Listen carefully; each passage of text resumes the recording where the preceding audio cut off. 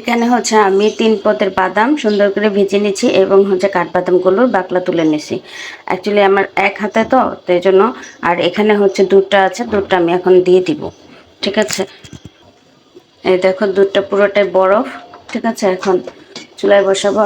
আচ্ছা যাই হোক, আমি ঝুরা সেমাই আজকে রান্না করব। এখন যেহেতু আমার ঘি নাই, তো আমাকে আমার মতো করেই করতে হবে। তা আমার মতো করে আমি রান্না করছি, তোমরা সবাই দেখতে থাকো। আমি এটা একেবারে হওয়ার জন্য অপেক্ষা করব।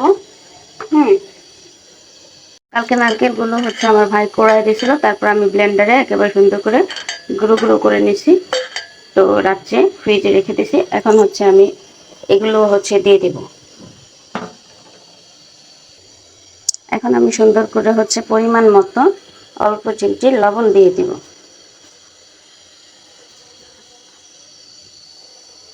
এখানে কিছু দারচিনি এবং এলাচি নিয়ে নিয়েছি, সেগুলো হচ্ছে আমি দিয়ে দিলাম। এখন আমি হচ্ছে তেজপাতা কুচি কুচি করে দিয়ে দিলাম। এখন আমি দিয়ে দেব পরিমাণ মতো চিনি। আমি আমার হাতের মুষ্টিতে হচ্ছে দিয়ে দিছি।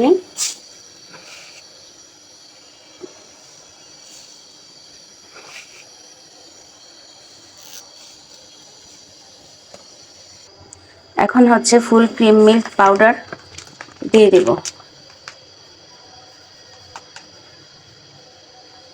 ওকে,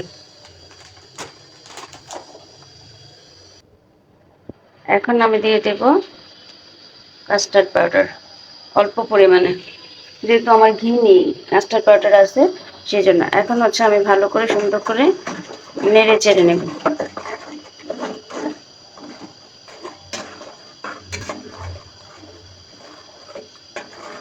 এরপর বলক আসবে এবং আরো টানবে, কারণ আমি যেহেতু হচ্ছে পানি দিব না, এমনকি যেহেতু ঝুরা সেমাই রান্না করব।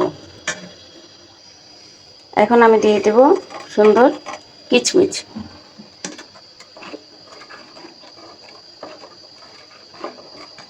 ভালো করে নেড়ে চেড়ে দিচ্ছি। দেখো আমি চুলা কত বাড়িয়ে দিছি, তারপর আমার কোনো কাজ করতেছি না, তাড়াতাড়ি হতে হবে, কারণ ঈদের দিন তো সবাই নামাজ পড়ে চলে আসবে। কিন্তু ঘন ঠিকই হয়েছে একেবারে। আর এখানে আমি হচ্ছে এই যে সেমাইগুলোকে সুন্দরভাবে ভেঙে নিচ্ছি। ঠিক আছে, এখন দেখো উপকরণটা পুরো ক্রিমি ভাব চলে আসছে, একেবারে ঘন লেয়ারে চলে আসছে। ঠিক আছে, এখন আমি সেমাইটা দিয়ে দিব। এই যে আমি সেমাইগুলো সুন্দর করে দিয়ে দিছি, ক্রিমি ভাব চলে আসছে। দেখো আমি একটু ভালো করে নেড়ে চেড়ে দেব। এই যে আমি কোনো পানি দিইনি, কিছু দিইনি, সুন্দর করে একটা লেয়ার চলে আসছে। একটু নাড়া দিলে সুন্দর করে মিলে যাবে। এই হচ্ছে আমার সেমাইয়ের ফাইনাল লুক। ঠিক আছে, এর উপরে বাদাম কুচি আর কিচমিচ দিয়ে দিলেই হয়ে যাবে। আর এর হচ্ছে আগের সেমাই।